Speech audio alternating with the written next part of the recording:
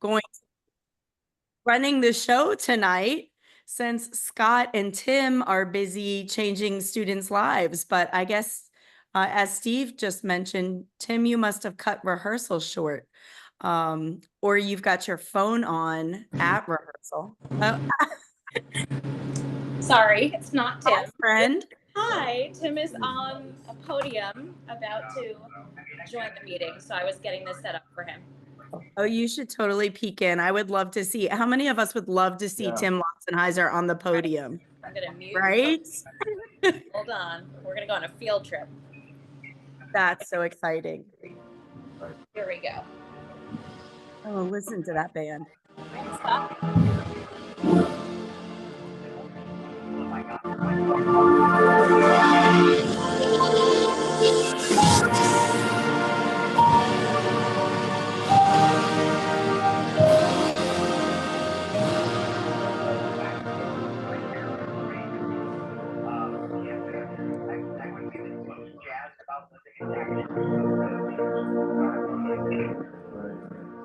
Well, if you end up coming to, well, if I end up going to Baylor, we're not going to.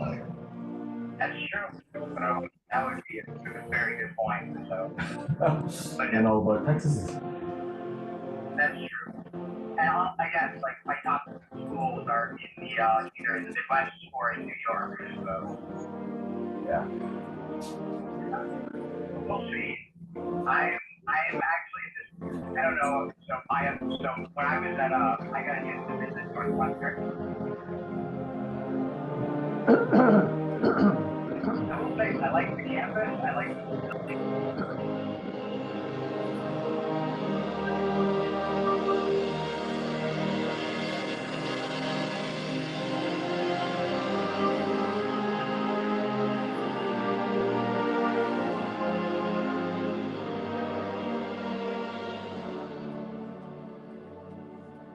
Sorry, it's a little bumpy.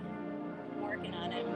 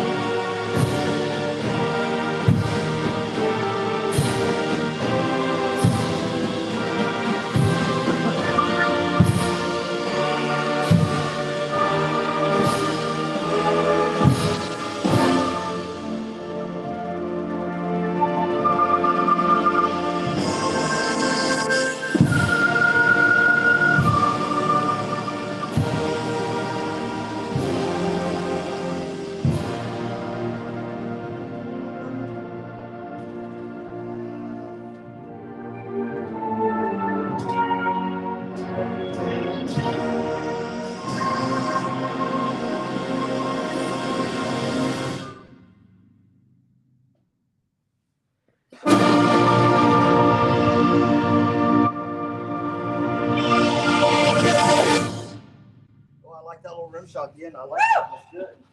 Words go down.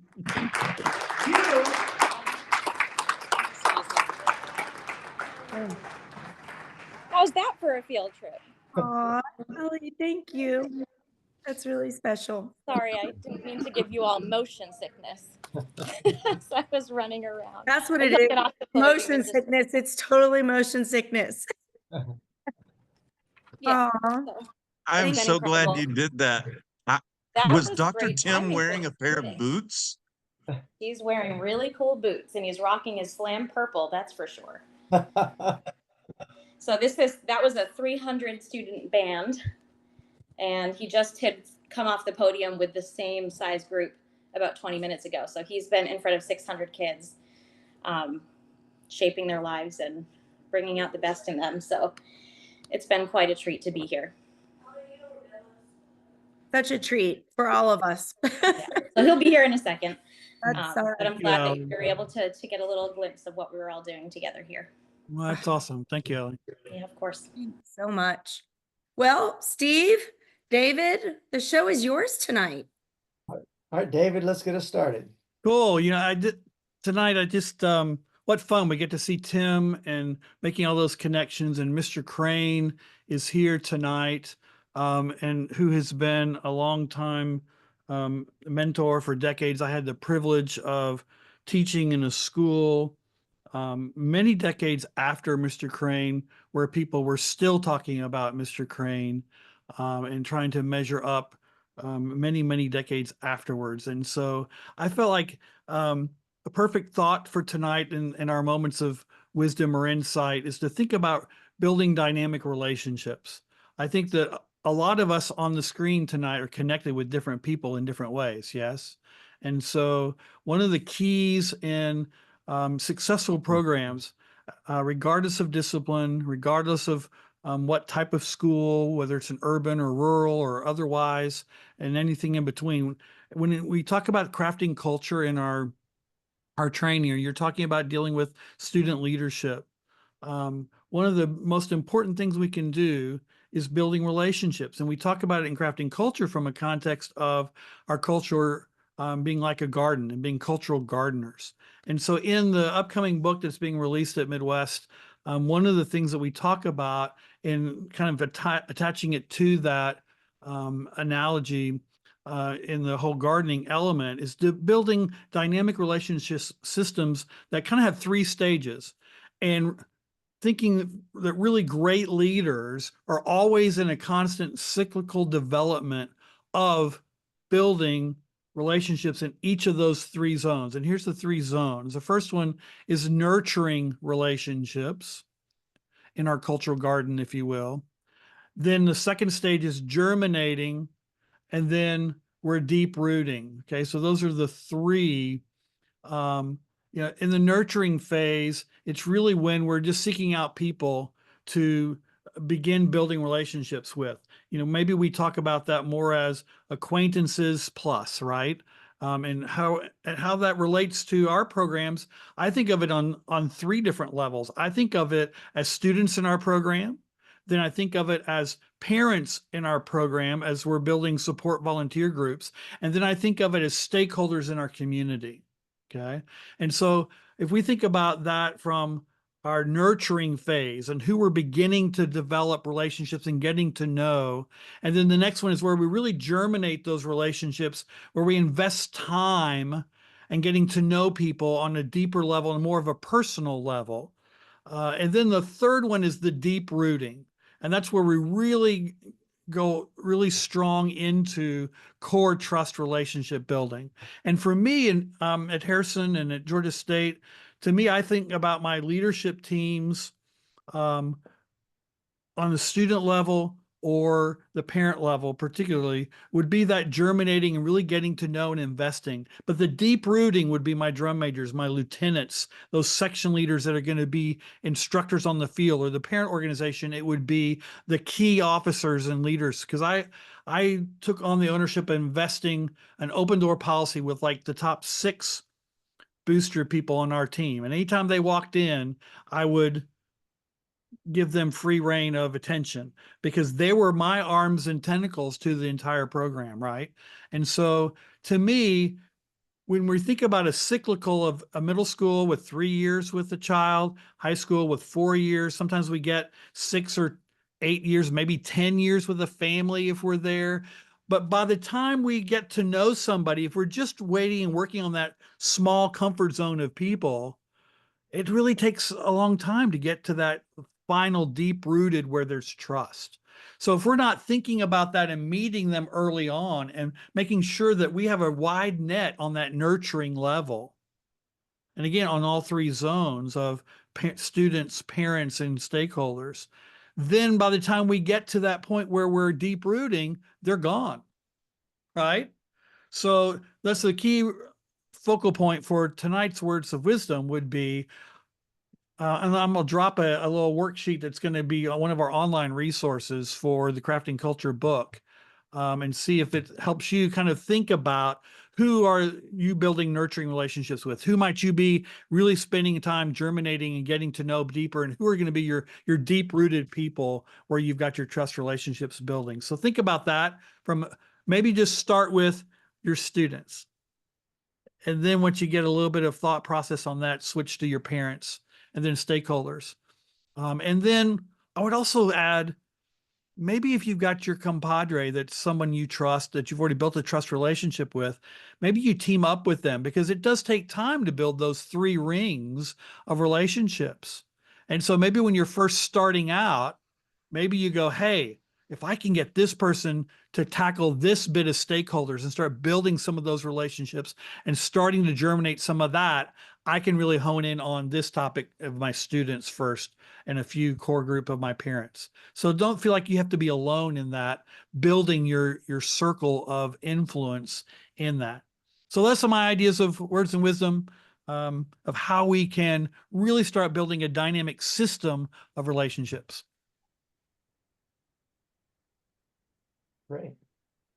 All right. Thanks, David. For my teaching tip, this is going to be so much like what Scott would say, but just some simple reminders.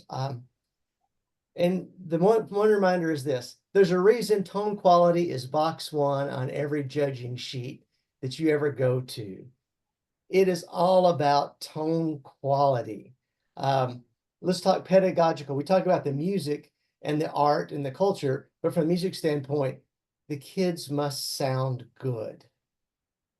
And that's whether it's orchestra or band or choir, they must sound good. And tone quality is something that is not based on socioeconomic status of your school. It doesn't matter whether it's your Title I or fluent. Kids can stand up straight, they can have proper embouchure, they can breathe correctly, they can have good hand position. You make that important to those kids. Because without tone quality, you can't get to the art piece of music that we all love so much. There's no such thing as musical bad sounds, right? We can't tune a bad sound, right? We can't blend bad sounds, okay? So as you go forward, especially as we start focusing on, and we get into contest season and all those things, box 1, tone. The kids have to sound good. That's got to be priority 1.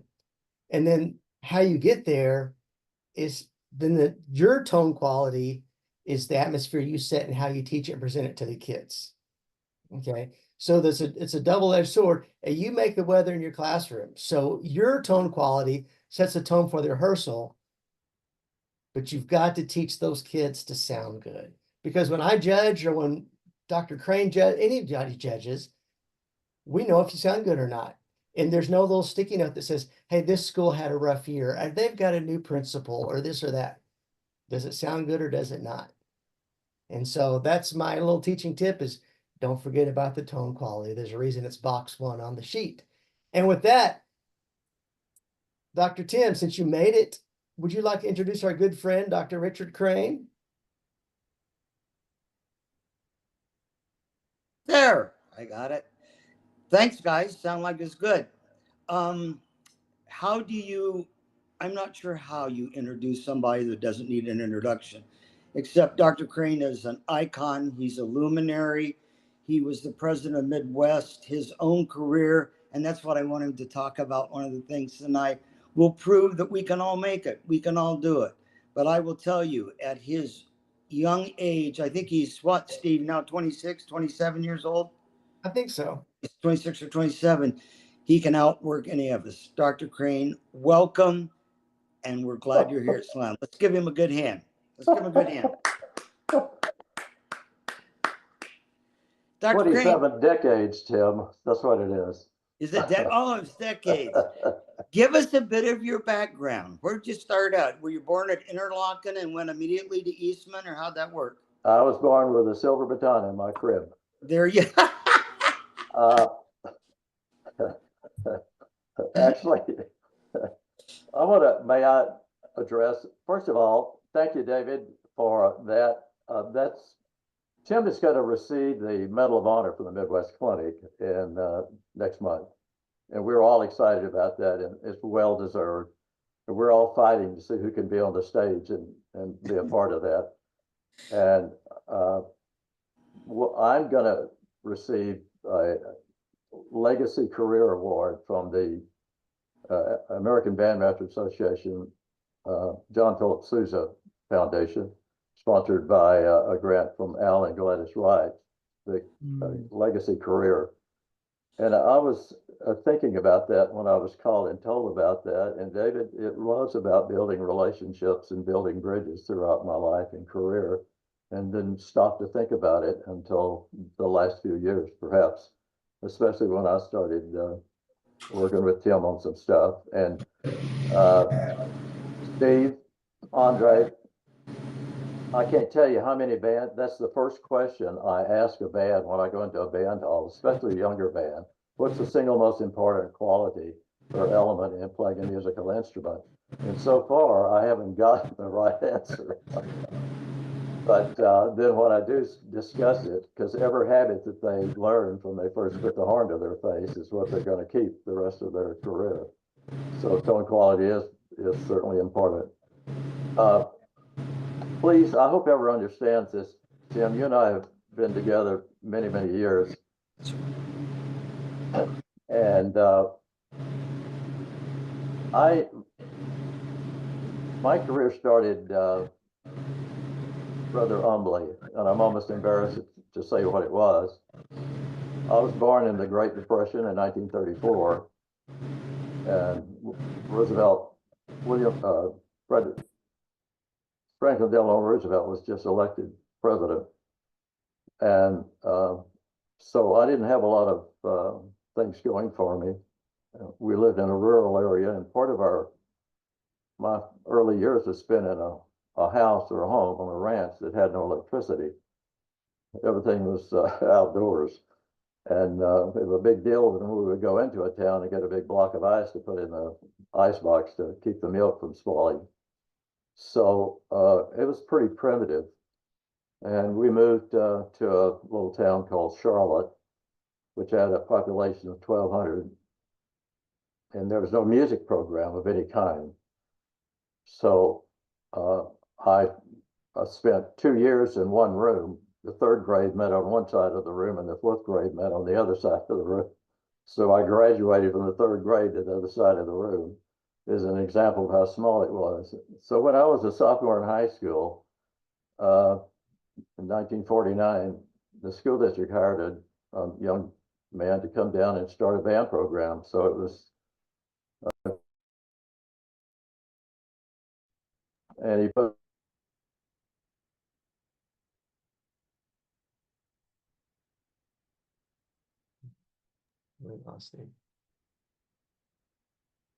Dr. Crain, somehow you got muted.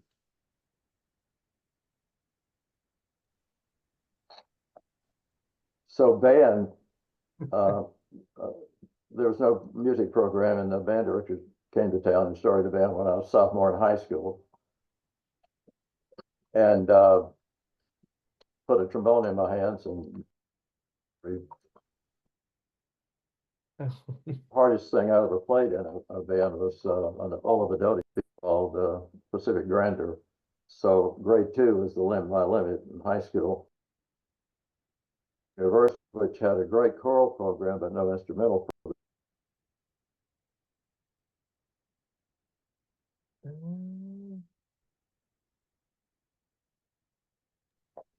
And so all the instrumental staff was all adjunct. And the band director was high school band director who came over 3 times a week. So that was my learning. And methods classes where I learned the wrong embouchure and clarinet, and I could go on and on. So when I graduated, I was drafted in the Army, but I was turned down on a medical called 4F. They found some things wrong with me. So I was without a job. I got a part-time job for a while. A band director in the Rio Grande Valley was killed in an auto accident. So I went down and applied, and they had no choice. I was the only warm body in the state in 1956. So I got hired. And I knew nothing about teaching band. And it was on my knees every night praying, God, get me out of this. And I also had to be a counselor, a spiritual counselor, because the kids were so upset about their director, who had been doing a great job, was killed in an auto accident. I was 22 years old. I didn't know how to do that, and I didn't know how to teach band. So it was pretty much hell on earth for a good while. But after a while,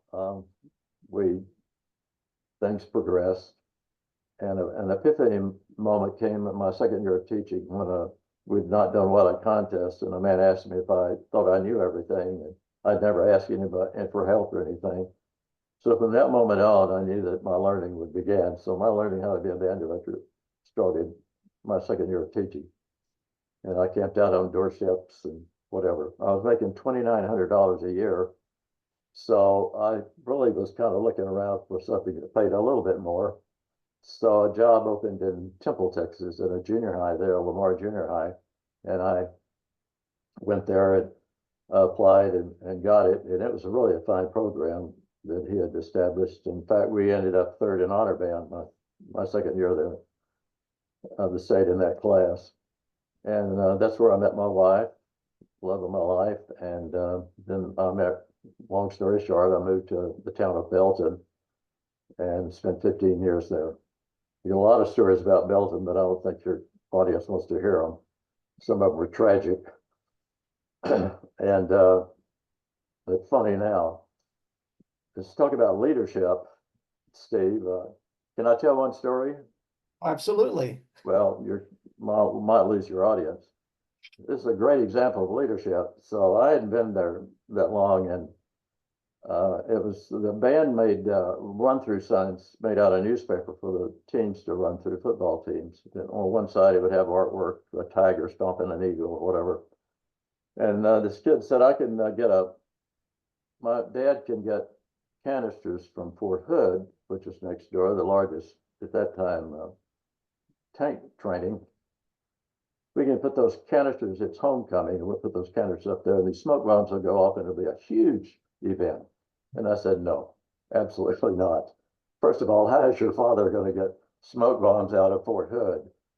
So it was a still cool night on the Belton, and they pulled the sign up, and I saw these canisters on top of the poles, about 15 foot tall, and I thought, I better go out and check this out. Well, I didn't time it well. The football team came out and burst through the sign. They pulled the canisters and it exploded. It's not smoke, it's a chemical. It came straight down and engulfed all of us in this green blob.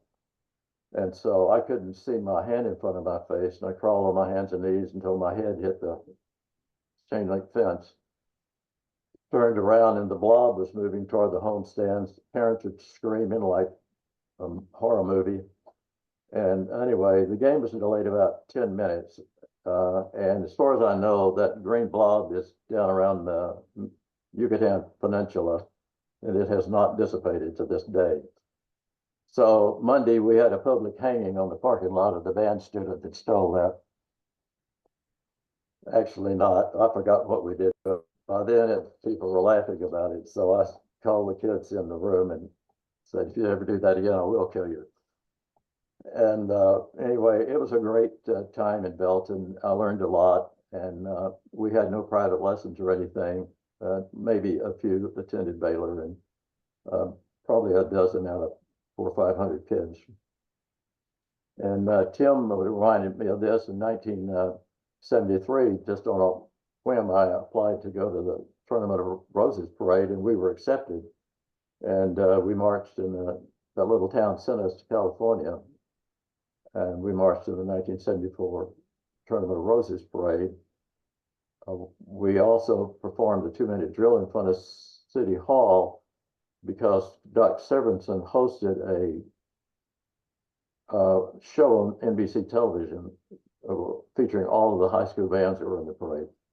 So that was a great experience for our kids. Most of them had never been out of Atascosa County or Bell County, and it was great to see that on their faces that when we marched at Disney World and that sort of thing. Anyway, Disneyland.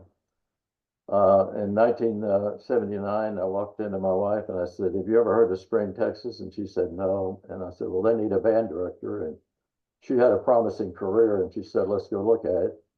So in 1989, we moved to Spring, where every student was on private lessons.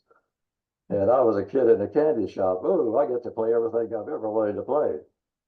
And so I had to convince the students. I was the 7th band director in 5 years, so I had to convince them I wasn't going anywhere, which took a while. But one of the students, a junior in high school, a trumpet player, was named Kevin Suttertall. And when we talk about leadership, I learned to depend on him because he was so rich in the knowledge and experience of the area of Spring, the parents, the community, the school, the kids, everything about it. And I leaned heavily on him, and I owe him a great debt to this day for helping me establish my tenure there. And it didn't take long for me to convince the kids that I wasn't going anywhere, and it was magic. And then a great experience. And so I want to pay him tribute. He was drum major of the band. Of course, he's the director of bands. In spite of me, he's the director of bands at Michigan State University. And then Westfield came open. The director we hired left in the summer, and that principal asked me if I would take it its first year, and I said, certainly. So Westfield had been the South Campus of Spring High School. And that was a wonderful, rewarding year. I just had lunch with some of the students that were in that band, and what a great experience. They're grandparents now, of course. That was in 1982. And then I moved to administration at the end of that year. And that was a huge change because the dynamics and relationships and everything changed. And I was dealing with adults then. But I took the challenge, and I observed other directors at that time. My Amiga was at Richardson University School District, was a great mentor for me, but tried to develop relationships. I concentrated on middle school because the high schools were well staffed, just to make sure they had all the resources, because that's where tone quality began. And so that's pretty much it. I'm sorry, I hope I didn't take too much time doing that, but mine was a life of challenges and overcoming challenges. And I'm very grateful this day that like I went on and met people like Tim on the board of directors of Midwest, and John Painter, and many other iconic people. So Dr. Crain, if you could go to 1 or 2 words, I mean, that starting out in band when you were in high school as opposed to 4th grade or whatever, and the success rate being so instant, what do you attribute that to? Did you just get lucky, and did you just get lucky and get a bunch of good kids, or? I'm sorry, for what band? Well, for your entire career, what do you attribute your success to when you got such a late start? Well, mentors who were willing to work with me and seeing how they did it. I was also a student of history, Tim. That was a favorite subject of mine. And I studied big people in history and found it fascinating. And not that I was a formal leader, but I found it very helpful, and tenacity. And it's really hard to answer that in one sentence, but perseverance, that became probably my key word. Was I persevered when I thought about leaving the profession, when I was on my knees when I first started teaching, and I said, no, I can't do this. I have to persevere and see this through and overcome all these challenges. And I don't know, I had a kind of a natural about building relationships. I guess it was my rural background, and I tried to capitalize on that.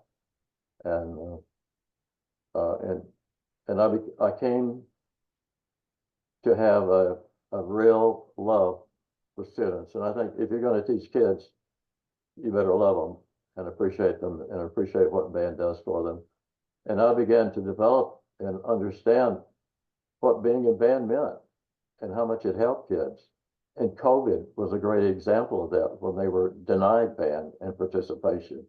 And they were going nuts because one of the intangibles is the social interaction they get for being in band, and all the other being a sanctuary, the band hall. Excuse me if I'm not answering that, but it became an evangelical fervor for me, and seeing what it did for kids and how much fun they could have, and not being overbearing, and allow them to be expressive. And that's, I had to learn that too, and not being a dictator, but allow them to be expressive. And I counted on theirs a lot of times, like Kevin, how would you do this? And that give them ownership and engagement. And then I met people like you.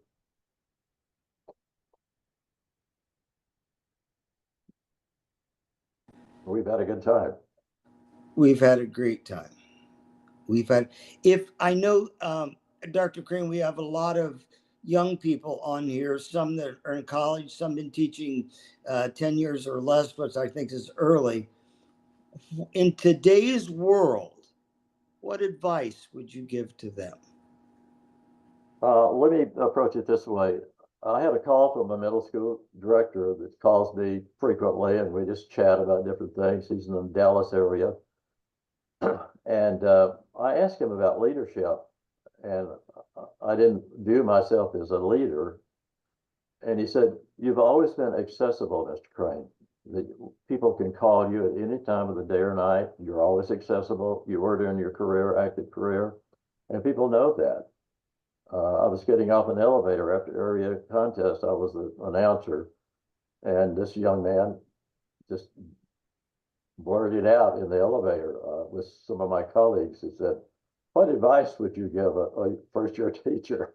And so I was like, and then we got off the elevator and we chatted for, I don't know, 15 or 20 minutes, just chatting about his career, his first-year teacher, some challenges, how we could overcome them, and so forth. And it's exciting to try to do that. But I felt like what Chris told me on the phone was, you're always accessible. And I was always accessible to my teachers in Spring. They knew they could call me, and my wife could tell you that. They'd call me any time of the day or night. To personal problems they were having, personal challenges, and as well as educational and instructional. I'm not sure I answered your question, but On a 1 to 10 scale, how important is communication? oh, 10 being the highest, 11. Absolutely, and that's where we've all gotten in trouble because of communication. Examples of our and from my office to my directors, and from them to me, and a lack of communication caused many problems, of course, and I stressed it all the time. And no matter, you think, well, it's a bother. No, it's never a bother. We have to know all details, and there's so many details and so many more today than when I was teaching. And I have to remember and remind everybody, I taught in a different era, in another century. And absolutely, no matter what the issue, trickle on down from kids all the way up to teachers, communication, absolutely. Brian, do you have a question for Mr. Crain? Yes, Dr. Crain, you mentioned that second year you found a mentor and that influenced you a lot. You have been a mentor to so many people throughout your career, and still are. And Kevin's one of them. Bill Watson, David Vandewalker probably would say that. And even though I never was in your band, the short visits that we've had while judging together or in the same room or whatever, I feel a special kinship. When you reach out, were you the intentional, were you the aggressor in getting those mentees, or did they gravitate towards you? I mean, I can see both happening, but we've got a lot of young people on here that would probably be interested in that answer, and I know I certainly am. I found, and thank you for that. I found a lot my own. I was afraid to ask anybody a question. That was my problem. And I found that I don't know what percentage, but a lot of my directors I felt like would just hide in their shell and things would get worse and worse rather than say, how can we get together on this? And then some were aggressive. I don't know where they learned it, but they were very aggressive in recall. So I can't say that one or the other, Brian, but definitely both sides of that. And I was guilty to begin with, and I had to learn to ask. And from that moment on, an epiphany moment, I learned, boy, you better start. And things change every day. Education changes. You know, you can't say, well, I learned all I need to know. That doesn't work. You have to constantly renew and learn all the new strategies and techniques and laws and whatever that's going on. So, and I've appreciated our friendship very much. I give you a hard time sometimes, but I love you and I appreciate our friendship very much. You've been a mentor to me. Oh man, Oh yeah. I'm older than you. Don't argue with me. yes, sir. Did you ever reach out to mentor someone and they weren't very receptive? Yes, sir. Yeah. You bet. Hmm. A lot of times, I know, and all you can say later is, I tried to tell you, you wouldn't listen. You would not listen. Yeah. They would strike out, do something with their program or something that I knew wouldn't work, and I would say, no, do not do that. And yes, sir, absolutely. It's so easy to ask anyone in your district, surrounding districts here. There's so many experienced directors that can save so much angst by just simply saying, how would you do this? How would you handle this question? I had a very bad incident happen to me in Belton, and I started to handle it on my own. I said, no, I need help in this. I have to learn. I need help in solving this. And fortunately, there were people that helped guide me through it. And there was a turning point in the band program. I don't know whether that answered your question, but yes, tragically. And I remember one incident, I said, I'm bringing this person in to work your band program because conceptually, this is what I'm really kind of serious. And he said, no, I'm not going to, no, do not bring him in my band program. And finally I said, he's coming, so don't lock the door. Well, this program, he was like an epiphany for him, like, oh, and that started a relationship and completely changed his attitude and his direction and everything. So sometimes you have to just will yourself on some of my folks, but I only did that when I knew this is what you need for your program. Trust me. And you build that trust over time. You don't just say, well, trust me. You build that trust with them over and over and over. I learned, for good or bad, I learned pretty much on the job. It was an era for being a fine arts director or director of music programs was something new. And today it's pretty common. And I can remember going one of the first meetings of the music administrators, and there were, like 15 people in the room. Now, I spoke to them a couple of years ago, and the room was packed, the ballroom was packed. So that's when I came along too. So that kind of massages the way I learned on the job, I guess. Dr. Crain, you've been involved. I'm sorry. You've been involved with the Midwest Clinic for many years. Talk a little bit about how that clinic has evolved and maybe some of the things that the challenges and successes that you're most proud of in your relationship with the Midwest Clinic.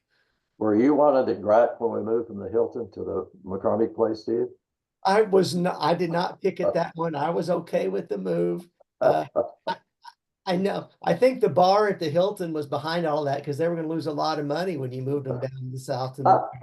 Yeah, we didn't get into that revenue though. Seriously, about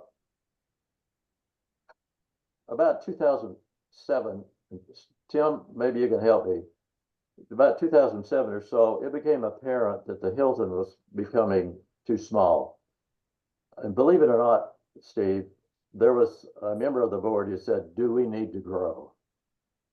And you're either growing or you're going the other way. And Hilton was about to renovate the entire basement where all the exhibits were. Well, the exhibits are a main source of revenue. At one time, there was no registration charge to attend Midwest. None. And because expenses increased and whatever, well, that had to change. So they were renovating that. We would have lost, I think, about 100 exhibit booths, and we only 550 to begin with. And there was no place to really have a clinic in the Hilton. And the Congress had a strike going on the whole time. So we were, and you had to fight your way through the strikers to get in to see a clinic. And the a consortium of hotels downtown offered us to come down, but the entire convention would be in that tunnel system. And just about that time, McCormick Place West was just finishing up, and President Kramer appointed me as the chair of the committee to go study McCormick Place and see if that would be. We were also courted by the city of Indianapolis heavily to move to Indianapolis, but we decided not to accept that, even though they had a lot of great facilities and hotels and whatever. Restaurants was a big issue, believe it or not. And so we went out, and Denny Cincinnati and John Whitwell and a gentleman by the name of Glenn Holtz went and studied. It was hard hat then. But we could see the potential of that place. We could have unlimited clinics. The exhibit space was humongous. And so we presented to the board. In fact, here is the study that I have of the pros and cons of moving to the Hilton, to the McCormick Place. And the board voted to take a chance. So in 2009, we opened McCormick Place and lost our shirts because it was so much more expensive. We paid no rent at the Hilton, but we paid a huge amount to there. Anyway, I won't go into details. But a lot of old timers, for 4 or 5 years, they gave us a hard time for moving out of the Hilton, but we really didn't have a choice. And we began to grow immediately. We increased by 125, 150 exhibit booths. And the first year, we were able to have unlimited clinic rooms. The jazz could have their area down there. And the ballrooms itself were a huge improvement because the air conditioning interchange in the International Ballroom was so bad that playing in that place had its limitations and challenges. Anyway, so we began to recoup and budget appropriately, and the rest is history. And I became president in 2009. I was elected president, and when Ray Kramer retired, and I served from 2010 to 2021 as president. And Tim may want to add to that. He came on board my first year, I believe, Tim, as president, along with some others. Anyway, and as far as leadership, it was this personal contact all that time with board members, with others connected with the McCormick Place, and lobbying and advocating and whatever once we committed to be there. And then the organization of it. And it took us a while to adjust, but I don't look back on it now. And all those old timers are saying you did the right thing. You know, part of being a leader is making those tough decisions when you have to look and vision cast, for instance. Talk about maybe some other instances in your career where you had to make those tough decisions. I'll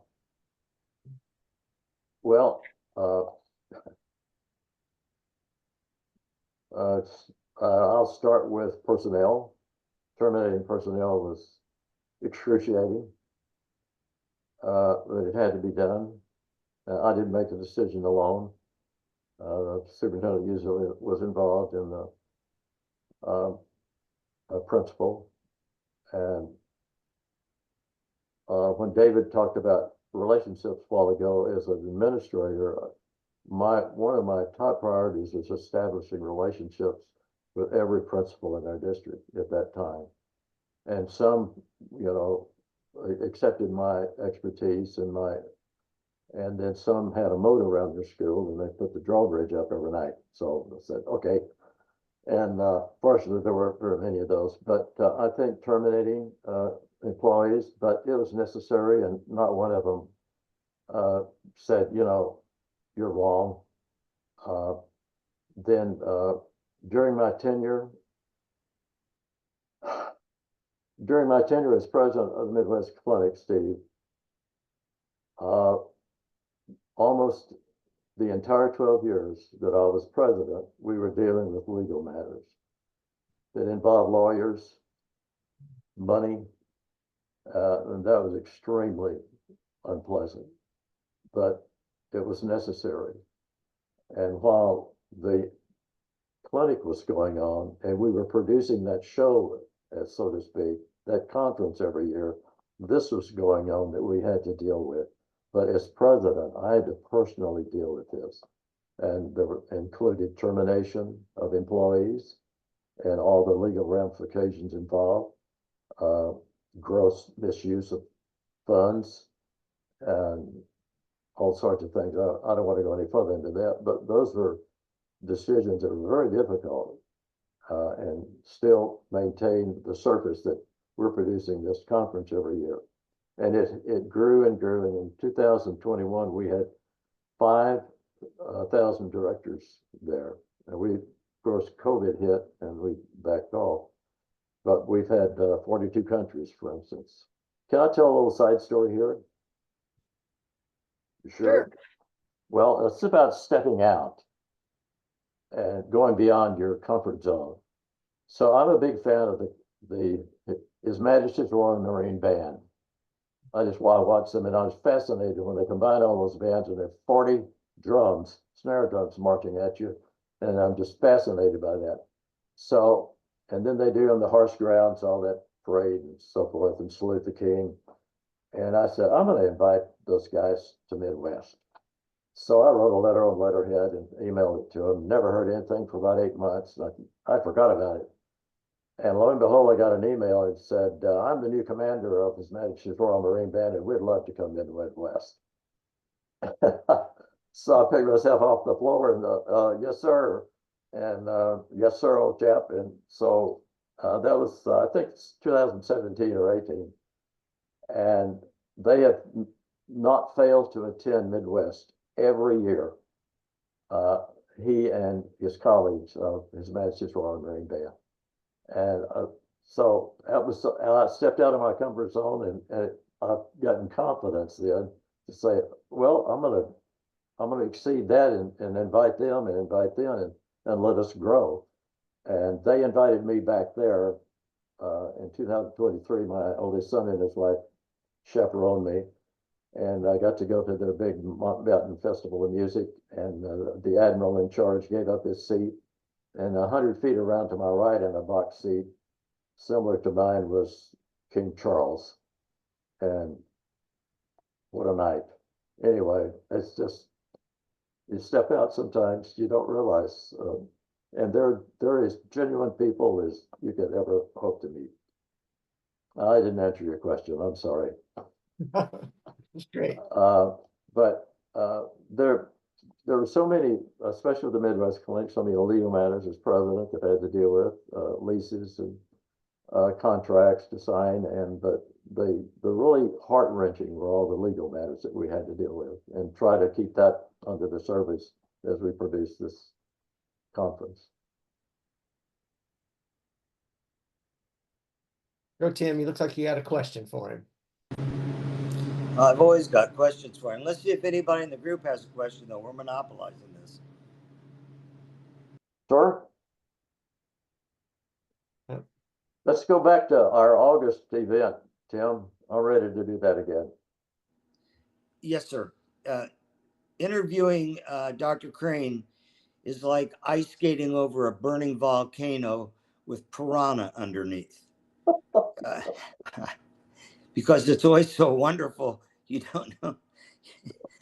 If you don't know this, his sense of humor is so unique and so fast. And you think here's this iconic figure, and watch out. That sense of humor will cut your legs out from under you every time. But you never do that on purpose, do you, Dr. Crain? Never, never. Never. No, sir, never. It's got me in trouble a lot of times. Oh, oh, is this being recorded? So I couldn't resist. There's a lady, iconic band director in the state, and I was reading her bio for the Hall of Fame. And she's actually Native American Indian background. And she put in her bio that she was allowed as a female to bring beef into the tent where the chiefs were. And I put a little added on there. She killed the buffalo with her own bow and arrow. Well, at the time that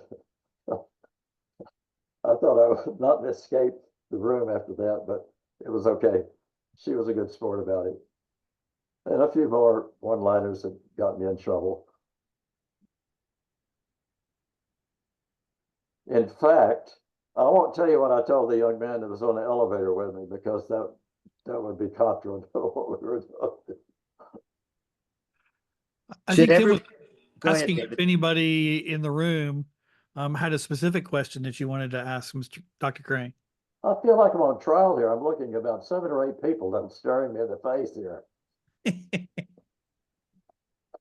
I got this book. It's a good one. Personal copy from Dr. Tim.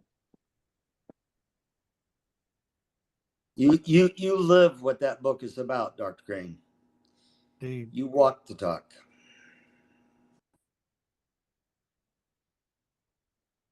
I did get in trouble once. Just once.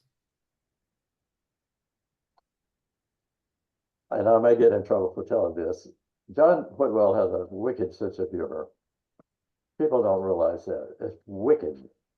And so he came to me during a board meeting, and I'm sorry if I'm delaying this meeting. You tell me, Steve. Just interrupt me, okay? Just say, stop.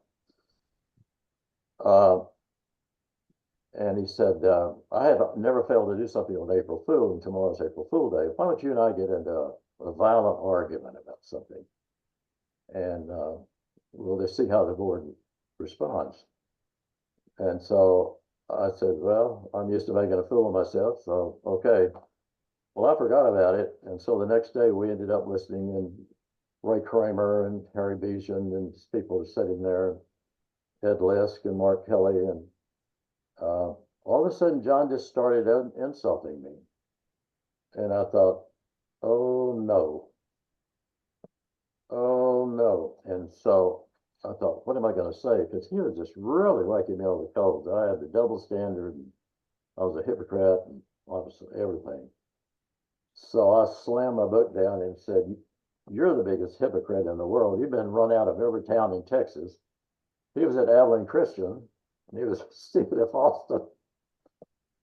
And then I had a lot of those zingers to him, and I headed for the door, and all of a sudden there was silence, and then the room burst in laughter. And John later told me, he said, I couldn't hold him any longer, said Ray Kramer and Harry Beeson were about to have a heart attack. They took it seriously. Anyway, I felt real bad about it. And I think Ray Kramer never forgave me for that. But I said, blame it on John Whitwell. He's the one that did this. That's kind of fun we could have and enjoy that relationship. I'm sorry, Steve. It's all good. We're about to have to wrap things up. What advice, as we go into the, we got Thanksgiving, holidays, and springtime, what advice would you give to all the directors on here and those that will watch later about just your longevity? What's the key to that longevity and the energy that you still have for music education? Well, I had a basic love for kids, and the further along I went, I saw the value that as a somewhat missionary-minded person, the value that being in band affords kids. And I know that sounds corny, but I've watched kids mature and change their whole life by being in band, and all the social intangibles that they experience. And if it's done right, and you're not doing it for yourself, and let me sidebar here a moment. Unfortunately, I know some examples of people who deserve by their records to be emeritus or whatever life honored, and they can't get the requisite number of letters of support because people saw what they did and what their motivation was not the kids, it was them. And fortunately, that's far and few between. But all kids can learn, they just don't have access. And there is no correlation between income and talent. And today's population is changing. And in the process, we need to adjust that. But for me, it's almost evangelical zeal to see what it does for kids. And she works in a conservatory up east. And I'm sorry if I'm not focusing on this, but she emailed or put on Facebook last year sometime, "Thank you, Mr. Crain, for introducing us to Wagner." Well, in the 1960s and 70s, we didn't have a plethora of composers. There were very few, and we played a lot of transcriptions. Today, in 2021, there were 154 minority composers represented at Midwest Clinic. There weren't a dozen composers in the 1960s and 70s. So we played a lot of transcriptions, but that meant so much to me that one student benefited so much, and her was a lifelong benefit to her. I'm not sure I'm answering your questions, but it was persevere, because it's not going to be smooth sailing. Today, I